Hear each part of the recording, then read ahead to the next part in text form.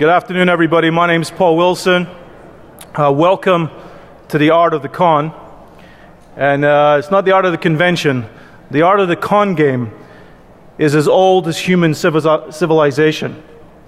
And since the first sucker got taken until today, the principles of deception have been essentially the same. I've been interested in this since I was 8 years old. That's 35 years of my life dedicated to any information I could find about how con artists, cheaters, and casino players can beat the house. Now, luckily for me, about 5 years ago, about 10 years ago, I got involved in film and television, but about 5 years ago, I did a TV show called The Takedown. And this was an attempt to take some of my experience as a casino player. I was an advantage player in Europe for several years, and my experience in cheating and conning that I had picked up from my friends. I've never been a thief, and I don't consider card counting theft. I consider it thinking at the table. But I've never been a thief. I've never stolen from anybody in my life that I'm willing to admit to you right now. But I have been very lucky to have a mind for deception. I'm very interested in magic and conjuring. I think these people think in very similar ways to people who think, how can we beat a casino game?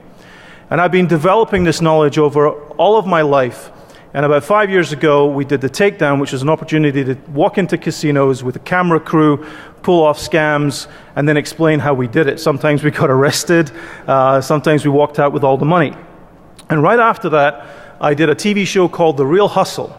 Thank you very much to that guy.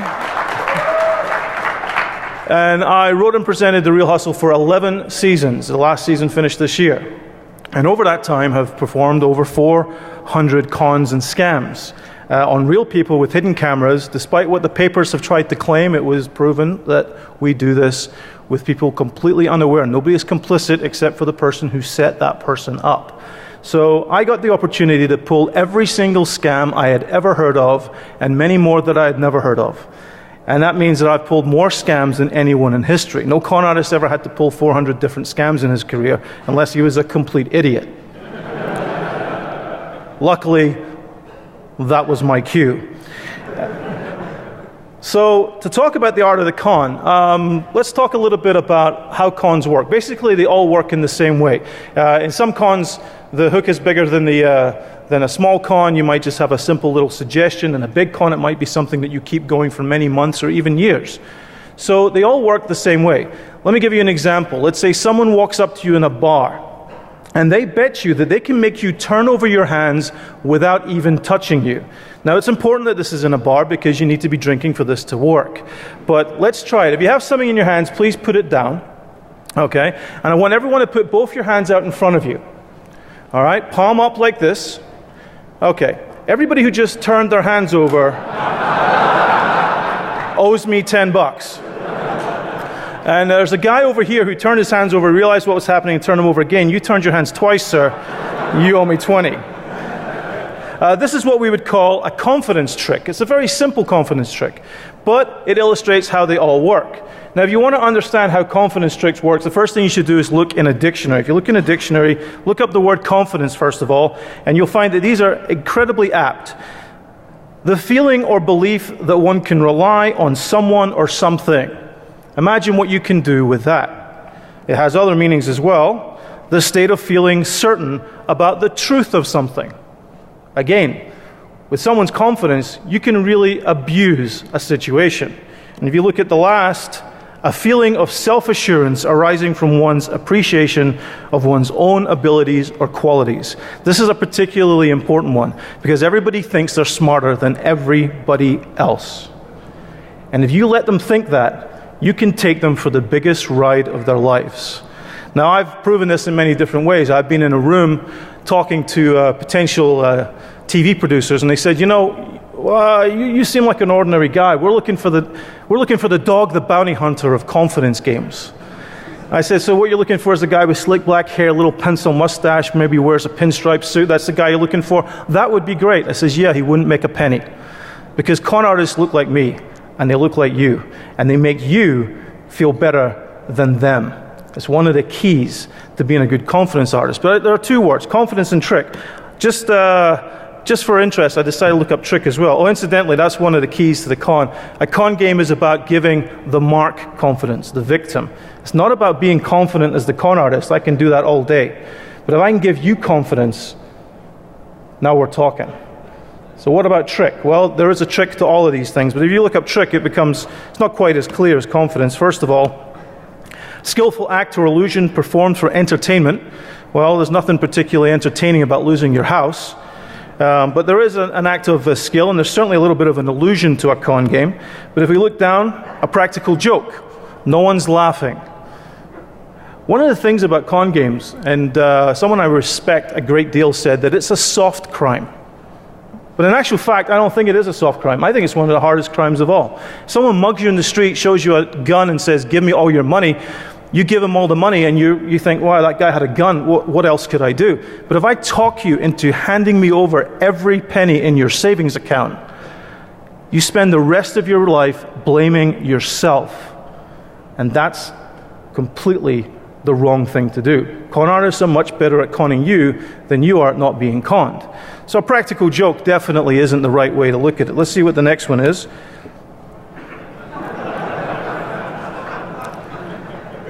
Well, in a con game, someone definitely gets screwed.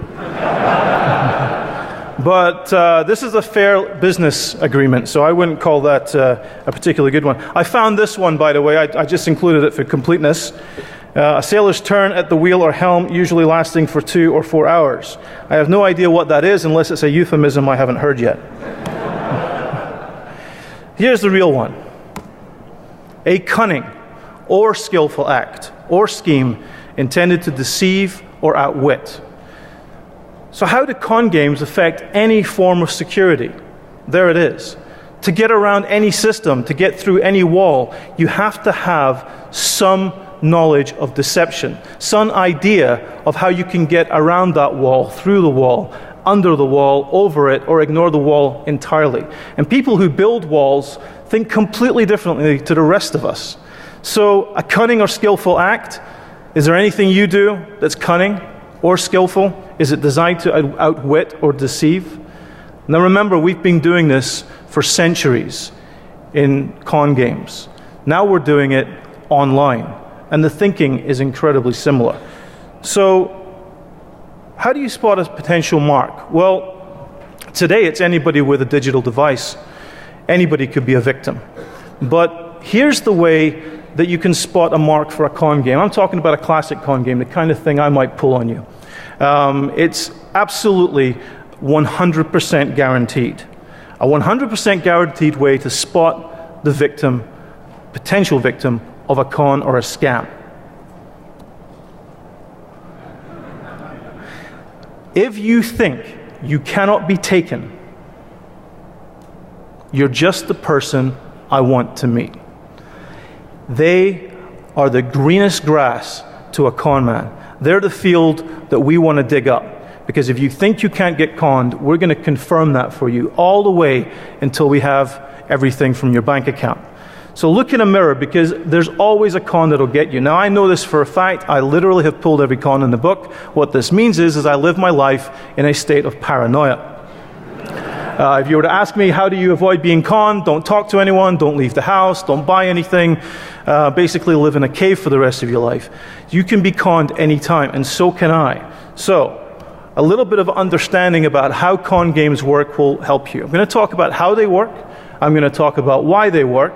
I'm going to show you some very interesting slides with my friend Jason England in a little bit. But afterwards, we're going to talk about how to protect people. We don't have a lot of time. I'm going to try and get it through it pretty quickly. So let's talk about the con.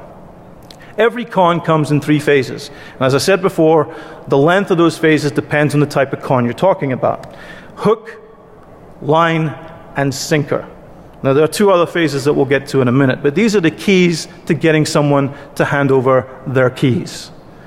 The hook is to set the bait and rope the mark. Now, some cons will work for pretty much everybody. Those are pretty rare, but most cons will work for huge percentages of the population. The secret, of course, is to finding out who wants to take the bait that you put on that hook. Today, you can send 10 million emails and figure out who's going to come back to you. And there are reasons why people come back to you. It isn't just because they're stupid, and it isn't because they're greedy. There are many more factors at work. People get involved with cons because it's something that they want. And something that they want is really important, because if I know what you want, I will take everything that you have. And the hook is all about that. The hook is about putting something that you want on the table and then figuring out a way to get you to buy it, even though the whole thing is a lie. So let me start by telling you about this game here. It's a game called The Razzle, and it's been around for a very long time. It's a carnival game. So it's not exactly the biggest con in the world. It certainly isn't Bernie Madoff. But it's one of the most interesting scams that I've ever learned. Now, when I worked for the BBC, they told me that I absolutely must not ever say something like, "This is my favorite scam," because, you know, for PR reasons, that's not the kind of line you want to say. This is my favorite scam. Now, the reason this is so brilliant is because it appears so simple and it appears so easy to understand. The Razzle is a game played on the Midway. It's been played in private clubs. They've even, in Blackpool in the UK, they had little garages that they'd set. They'd open it up and bring people to them to play. And once they went in there, they wouldn't leave until they lost all of their money. The only other reason they'd leave is to go and get more money. Now, the way the game works is simple. As you can see, there's a cup. There are 8 marbles in play. You also have this board here that has a bunch of little indentations. These are all numbered. When the marbles are rolled, they fall into those little holes, and then the numbers are counted up to give you a score. And that score is compared to this. So here we have a classic Razzle board. It tells us, for example, that if you were to get 15 points, if you were to add up all of those marbles, you would then get 1.5 points. And if you get 10 points on a little slider, we'd have a little point slider for you. If you get 10 points, you would win. Now, the hook is the most important part to get people involved. If you want to rope the mark and get their interest, it's all about the hook. The great thing about this scam is you can hook it any way that you like. When I played this, we had PlayStations, we had Xboxes, we had plasma screen TVs, laptops, pretty much anything you could buy at Best Buy. And we had them piled up behind me. And you could choose any one of those prizes to play for. And if you got 10 points, I would give it to you. But there are a few rules. First of all, let's say it's only $2 a roll. Now, that's not a lot of money, but if you get 29, which just so happens to be the most common number you'll get, we'll double your bet, but we'll also double your prizes. So now you're playing £4 a time, or $4 in this case, but you're getting 2 prizes. So you get the plasma screen TV and you get the Xbox if you win. 29 comes up again, we double the bet again, we also double the prizes. And every now and again you make that point, and it goes on. A lot of the time you'll make no points. 20, for example, will make you no points. 35 will make you no points. 22 will make you no points. But if you get 9, you get 8 points. You're almost there. Now that first roll that you play with me is the one that gets you almost half the way there. Then we double up a few times and I'll get you a couple of points the way there again. And here's the secret to the game, this is why it's a great scam, is you only get points when I cheat. When I cheat on the count, I can give you 44, put you all the way up to 5 points. But I'm lying. I'm miscounting, but I'm doing it quickly, you don't notice, and because you made 5 points, you're hardly going to squeal about it. And that's the beauty of this scam. I get you up to 9, maybe even 9.5 points, and then I let you spend all of your money. Finally, when you've lost all your money, I take the cash that you just lost, I put it underneath the prizes and say, you know, my boss would hate it, but if you come back in 5 minutes with more money, I'll let you win these prizes and you'll get your money back. And they came back every single time, because that hook was so deep. So the Razzle is all about the hook. It's so good that they used to give these tickets away, which gave you a couple of rolls for free, because once you started playing and you had those points, how do you walk away? It's a brilliant, brilliant con. Here's a friendly player. There he is. Very happy to be on camera. The line is the journey between the hook and the moment where you're going to give away all your money. And the line is the most important part of a long con, because the line is the longest part. for a long period of time, will be adding different ingredients, different convincers, maybe pulling you 2 steps back for every 4 steps forward. But the line is important. It's just like fishing. If you pull too hard, you'll break it and you'll lose the fish. So the line is what basically separates great con artists from good con artists. The more they can play you, the more money they'll get out of you. So the line is incredibly important. And if you think about it like this, it's like a pyramid that's being built upside down. You start with an idea or something that people really want to buy into, and then you start adding to that 2 bricks on top. Maybe there are 2 truths. Another 3 bricks on top of that. Maybe one of those is a lie and 2 more truths. And you keep building until they're ready to stand on top of that pyramid. And that's when everything collapses. Now, a great example of the line, again, this is out of sync, but here you go. No remorse, no sympathy, no problem. I'll say anything to get your money if I'm a real con man. The reason I don't do this for real, well, there's a couple of reasons. One is that if I did this for a living, I would maybe be rich, famous, or dead, possibly all 3. But the real reason I don't do it is I just don't have the heart for it. You want to be a con man? You can't have a heart for anybody. You want to be a con man? You have to blame the victim. They'll say anything to take everything. And that's the secret to the line. Whatever it takes, that's what they'll do. Now, the boxing scam is a great example of a classic scam where it's all line. It's a line that you never get away from. Even after they take your money, you're still on the line. And it was invented by a famous con artist by the name of the Yellow Kid.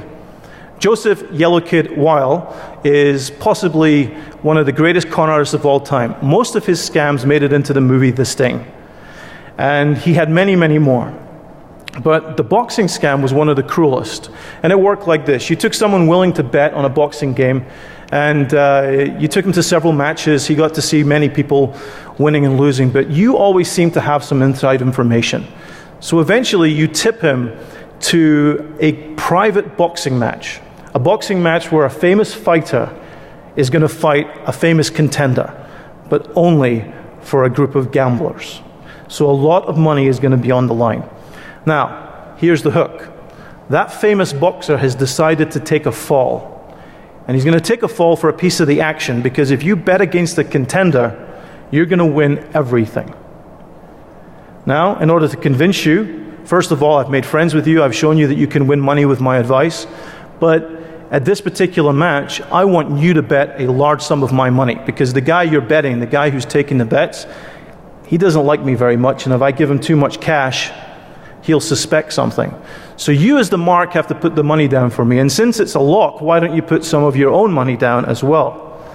And that's what the mark does. He goes, he watches a few matches, and before the big match happens, before the fight, he offers to put down more money. So suddenly, he's more than equaled your bet. He puts the money down, and by the second round, he wishes he'd bet more. And so the chance is given to him to bet a lot more. Money he doesn't even have with him.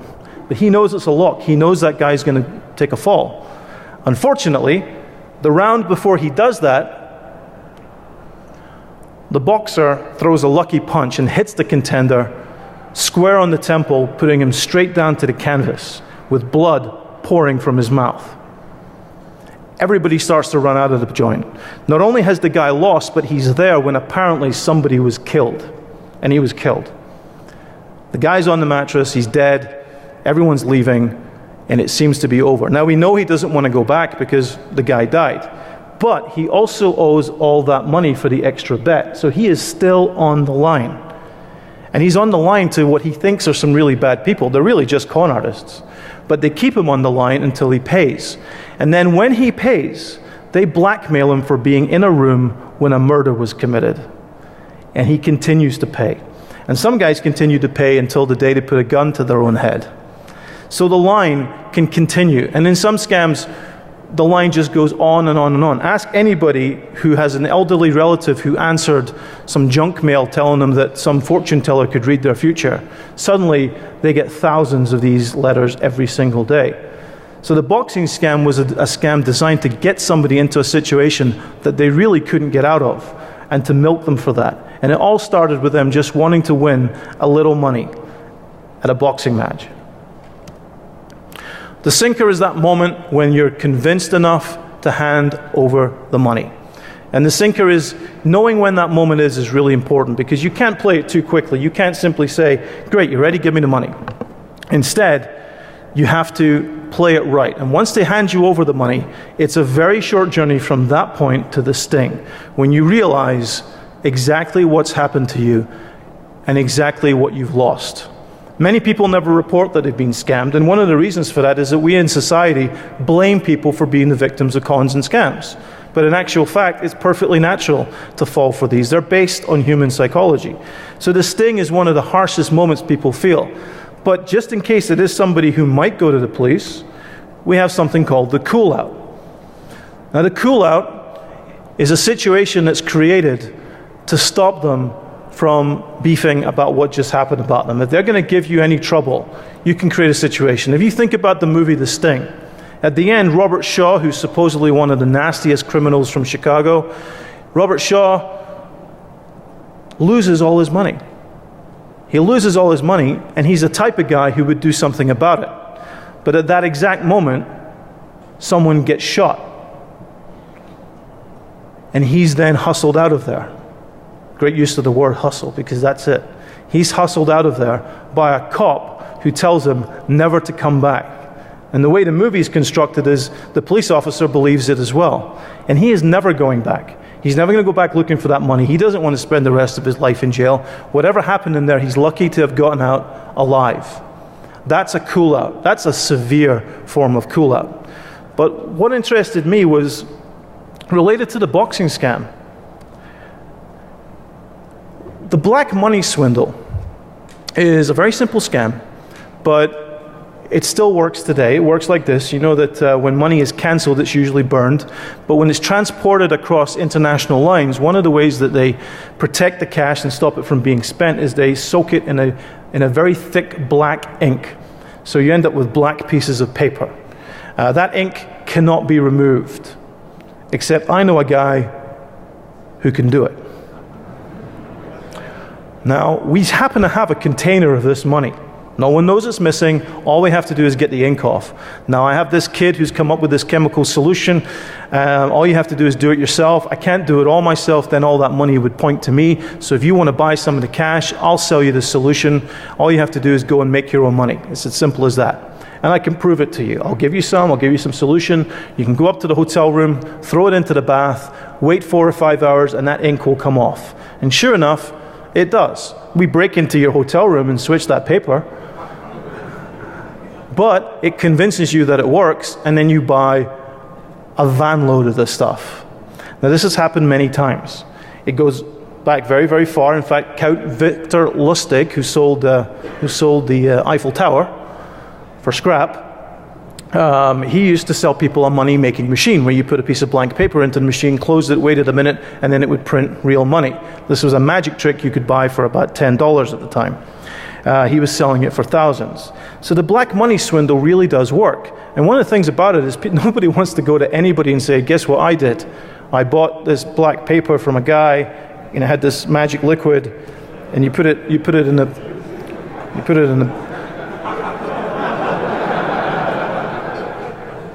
never mind.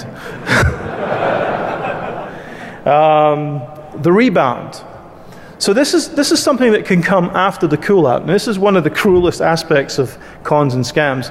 And it's particularly done in a scam called the bank examiner swindle. But the rebound is you go to the victim and you say, hey, we're the FBI and we're investigating a guy who's been selling black paper to people. Did you happen to buy some black paper from a guy? Oh, maybe. Well, you know what? You can help us. Would you buy more? And you can take that mark for another swing. Now, to understand this fully, we need to talk about deception, because this is just an age-old form of deception, and deception is our business. And because it's 2012, I thought we'd do this in 3D. These are the 3Ds of deception. Desire, distraction, and determination. Desire, of course, is what we've already talked about. It's based on what people want or expect. If you can understand that, then you can take people for that ride, but you have to get them on the bus first. So any form of deception usually starts with what the victim is expecting or wanting to see. Now, it can be a negative expectation as well as a positive expectation. But if you understand it, then you can begin leading them around. Distraction, everything is a distraction. Anything that points to the final goal they think they're going to get and away from the goal that you're going to get is distraction. Now, whether that's a verbal distraction, an action, whether it's keeping them involved in something that's really not going to help them at the end of the day, whether it's giving them more convincers or telling them more lies, these are all distractions. And it's basically about directing them towards the carrot and away from the stick that's about to hit them. But this is the one that a lot of people never understand. Determination. People will not believe the lengths we will go to get their money. If you have a bag full of shredded documents and enough Scotch tape, you can figure out anything that you like. It's all about having the time and the inclination to do it. But it goes further than that. I found out, and I didn't find this out until I started doing The Real Hustle, and actually was pulling these scams for real, that people will listen to what sounds like a completely preposterous idea, and they will accept it because it's so preposterous that nobody would make this up. It's incredible. I tell them something, they go, well, yeah, I guess. I mean, why would you say that unless it was true? And then later when they're trying to explain to someone what happened to them, they look at them like they've got two heads. What do you mean that they were going to give you a car away for free? All you had to do was hand over this amount of money in an envelope. What are you talking about? Well, it was a promotion.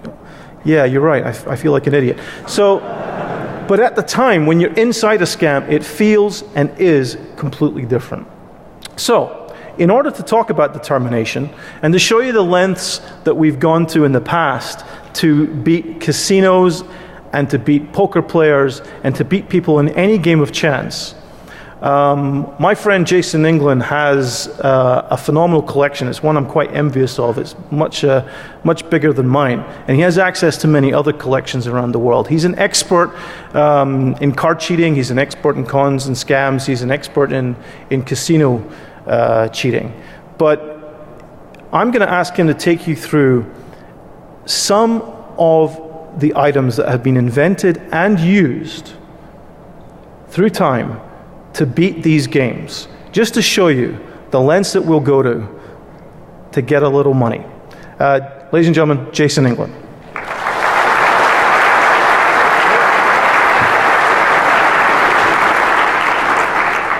Thank you very much.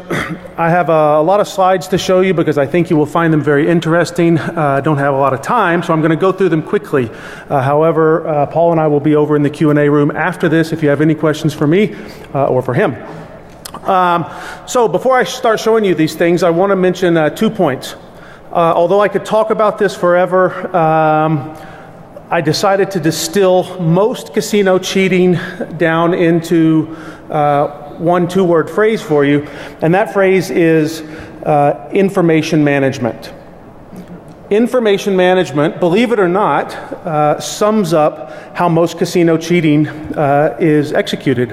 And managing the information comes in 2 forms. One is obtaining it when you're not supposed to have it, like marked cards, for instance. You're getting information you're not supposed to have.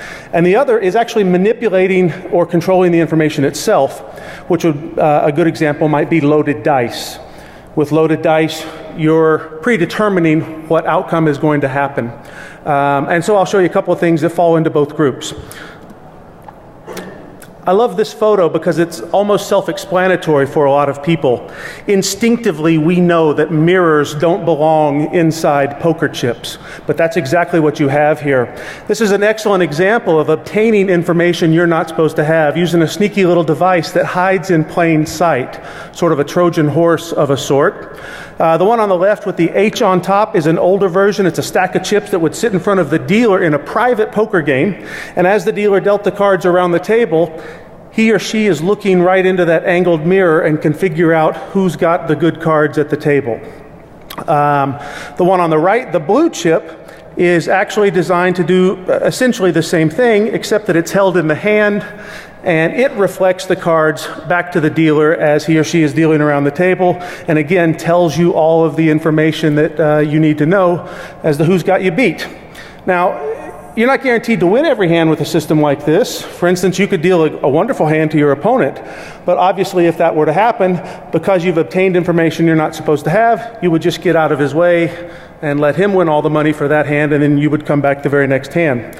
Again, sort of a Trojan horse concept here, because this device is hiding in plain sight. Anytime you want, turn it over, set it on the table. Looks like any other poker chip. Here's an example of a couple of more reflective devices, what we call shiners in the industry. Sometimes they're built into the money itself, and as you can imagine, if you knew a dealer's hole card in the game of blackjack, that could help you build a strategy. The device on the left, the Marlboro pack of cigarettes with the matchbook on top. It's actually in my collection at home. It works great. You open up the packet, pull a cigarette about 3/4 of the way out, and you have an angled reflector that you would set on a blackjack table, and you can see the dealer's hole card every time he or she tucks their hole card in the game of blackjack. I can assure you, if you know the dealer's hole card, you can destroy that game. The device in between the dollar bill and the pack of cigarettes, the same type of thing. It's just not quite as cool. It's not been concealed or built into anything else. I assure you that little device has won millions. It's designed to be set onto the table. You look right down into your hand, and it gives you a tabletop view. And again, every time the dealer tucks his or her hole card, you can see what it is. Another example of a shiner built into a ring. These things have been sold in gaffed gambling catalogs dating back to the early 1900s. Same concept. And here's the modern version. A stack of chips with a little pinhole camera built into it. Typically, this camera is communicating with someone off-site, sitting in a van, in a car, up in a hotel room, what have you, and then they are getting that information back to you via a little Comtech earpiece. So they're sitting there whispering into a microphone in the hotel room. Dealer's got a 10 of hearts. And you bet accordingly. This device is not in my collection, but it's actually in a friend's collection. And I mean, the battery lasts for hours. And again, you can crush a game with something that looks like it belongs on the table. Let's look at a couple more devices. You're all familiar with the dealing shoes they have out here on all the blackjack tables. Well, those shoes have been around forever. And in fact, in the 1800s, they looked like this. This is for the game of Faro, which is no longer played in this country, but it was the most popular game in the 19th century. And this box is gaffed. It's actually gaffed, gimmicked, if you will, to tell you not the top card, which is sitting right there, but it's designed to tell you what the next card coming is. And it did this in a variety of ways. This particular one had a little needle that popped out the side of the box whenever the next card down was of a certain value. So this is 1800s technology, mid-1800s.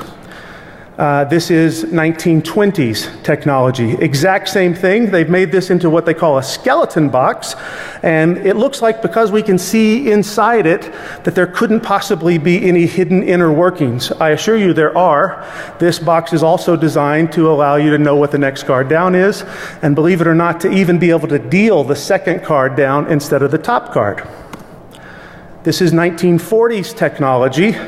This is a baccarat shoe from France, a sabot, and I can assure you it has been messed with somewhat. This device was actually designed to add a hidden packet of cards onto a large group of cards. They shuffle up 6 decks, put it in the shoe, and as they're doing that, a sneaky little packet comes out and lands on top. Again, 1940s technology. 1960s technology, we were peeking down into the shoes and determining what the next card coming was. This particular device was designed to beat the players, not to beat the casinos. Obviously, if I know what the next card coming is and have a way of holding that card back and giving you a different card, I can beat you in no time. 1960s technology. This device won millions, by the way. And this is today.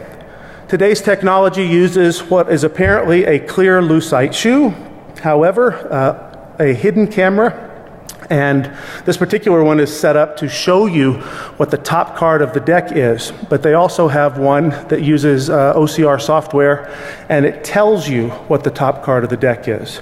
And you can utilize that information pretty much any way you want. The interesting thing about this is the dealer doesn't have to be in on it. So there are guys walking around the country with these things. They get blackjack games going, and they give you a proposition that sounds too good to be true. They say, hey, why don't you be the casino? I'll just play blackjack against you, and you deal to me. Bring your own cards. Sounds great. Sounds like you get to be put in the same position the casino's in. The only problem is your opponent knows every card you've got. This shoe is currently selling for about 50 grand. I assure you it's worth every penny. And that just gives you a close-up look of the output. Again, the latest version of this is it's talking to you the whole time.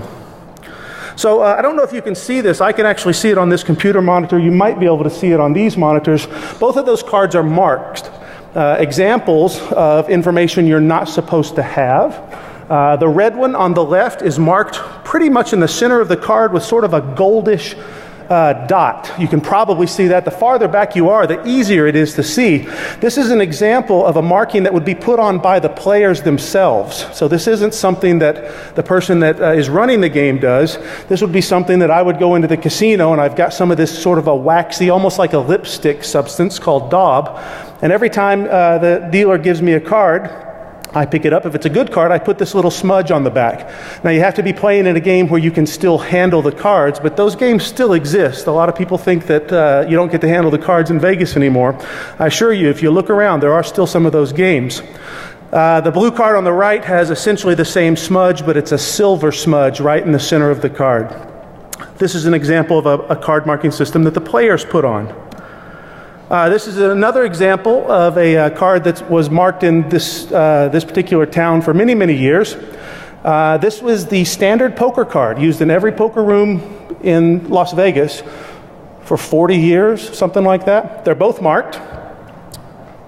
The one on the right is probably easier to see. If you look at the white circle in the center of the card on the right, there are two shaded lines going right up the middle of the card. It's kind of tough to spot. I can see it because I've trained myself to see it. The one on the left has two shaded lines going up the card on the left side of the circle and down the card on the right side of that circle. And these are designed to indicate the values. If you can't see it, I can show it to you on a computer screen, slightly better resolution. You'll be able to pick it off right away. But these are marked cards designed to show you what happens in the poker rooms, or could happen in the poker rooms. Last but not least, we have an example of a marked card that actually came out of the factory. Someone got to the plates in a card factory. These cards were going to a casino in South Africa. You won't be able to see it even on the screen, but the card on the left in the high upper left-hand corner, that one of those little circles is slightly different than the card on the right. And this is an example of the links that these guys would go to. They actually got to the factory and mismarked the plates and then used that information 6 months or a year down the road. And this won so much money that the people that caught it were the accountants. They're looking at the books going, I don't know where the hell all our money went, but it's not here today. And it was because of this right here, because of this card marking scam. Here's another example of some interesting links that people can go to. This is called luminous ink. If you put green ink, a light green ink, on a red playing card, you need a filter to help you see it. By putting these red glasses on, or in the case of the red contact lens on there, you put those on and this green ink will actually pop out and you can see it. Someone not wearing the glasses, although technically it's possible for them to see it, more than likely won't be able to. This is a very old technology. It dates back to the 1920s. This is an interesting picture for the game of craps. Here's an example not of information we're secretly obtaining, but of information we're actually controlling. Usually to control the information, you have to control the gambling implements themselves. Every single one of those cubes is gimmicked in one way, shape, or form. This is just one example of a case that a cheater might travel with. They may travel with 4 or 5 of these cases, and they can match up their dice to any dice anywhere in town. Here's an example of another way of controlling information. This dates back to the mid-'80s, and it's what we call a juice joint. It's an electromagnetic plate and a pair of dice that have been treated with ferrous material. You can pull whatever numbers you want, depending on which way the polarity of the magnet is oriented. If you want 6s, you hit the red button. If you want aces, you hit the gray button. If you want 3s or 4s, you have to swap the pair of dice, but the concept is still the same. One button pulls 4s, one button pulls 3s.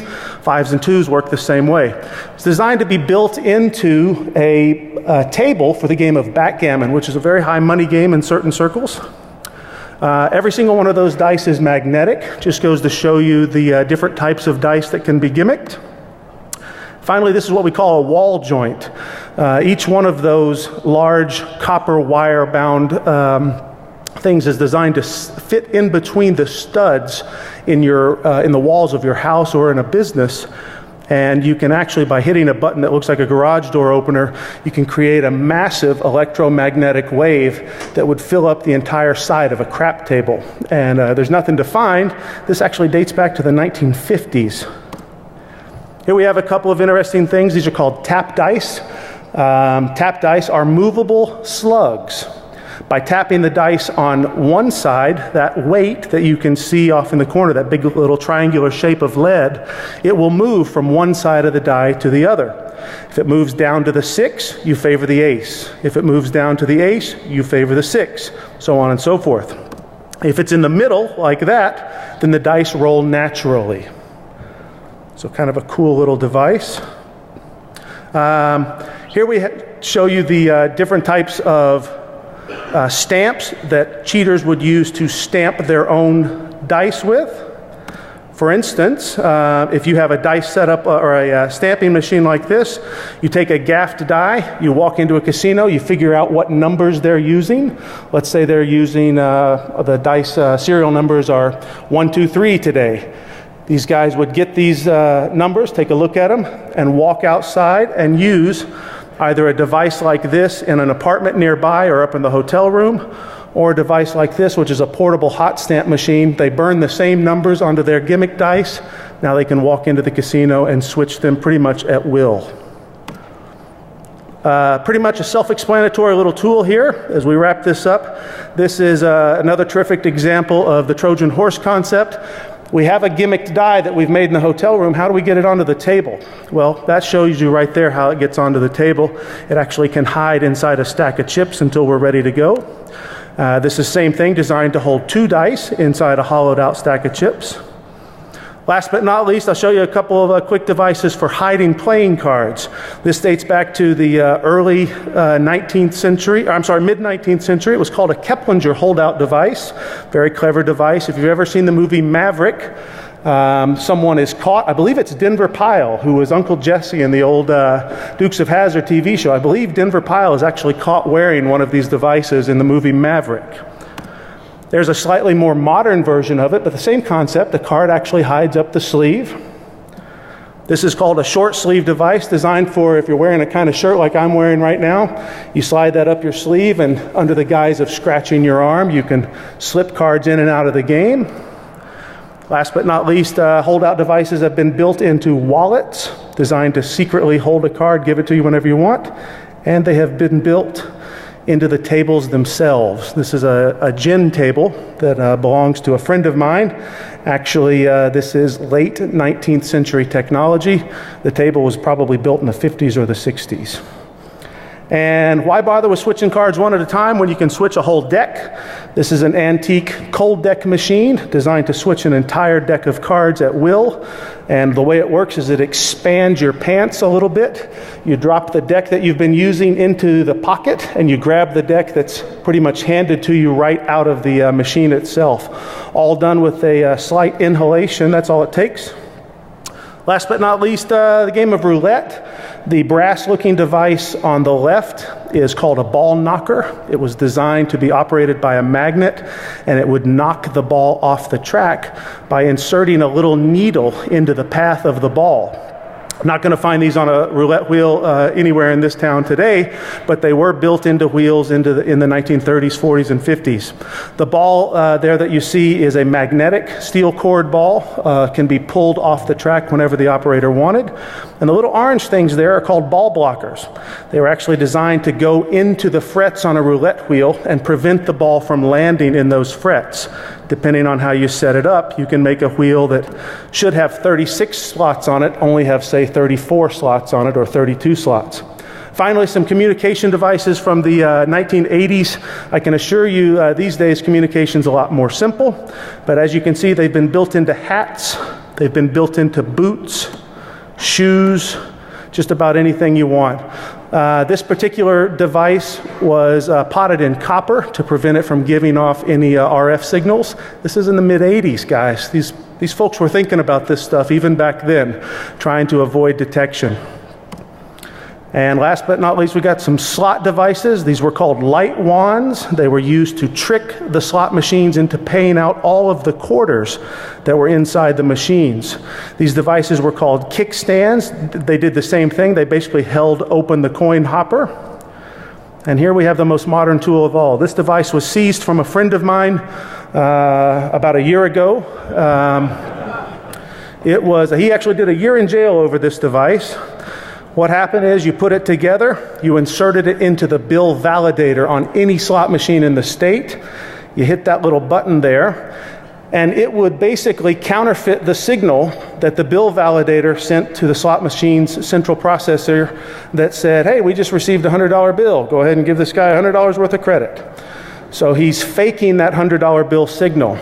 He put the device in, hit the button, $100, $200, $300, $400, $500, up to $900. And then he would hit cash out, and it gives him a ticket worth $900. That's probably the device that would frighten the gaming control board more than any of the other devices I've shown you, because it's current and it actually works. And finally, we have a chip cup, once more with the Trojan horse concept. This was designed to actually steal the money right off the table. In conjunction with a dealer, you just hand it back and forth, and before you know it, you've got all the money. The chips fit up inside it, but you don't put $5 chips in, you put $100 chips. And that's it. Thank you very much. If you have any questions, come see me.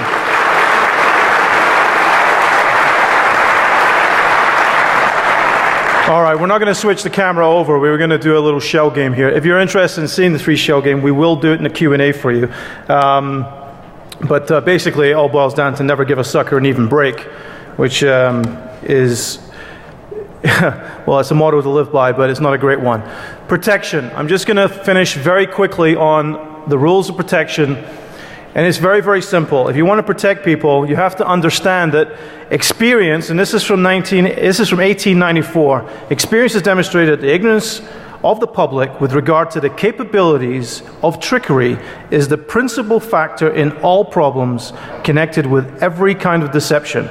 If the public only knew a little more in this respect, the 1,001 quackeries, my favorite word, which flourish in our midst could not exist. That was John Neville Maskelyne in Sharps and Flats, 1894.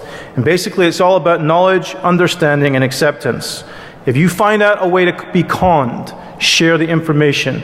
If you find out a way that your company's vulnerable, share the information. Knowledge is the only defense against cons and scams. They constantly ask me if I'm teaching people how to be a con artist by doing this on television. Con artists already know how to con you. It's the fact that you won't recognize it that makes it a con. If I can spread the word, I will kill the scam 100% of the time.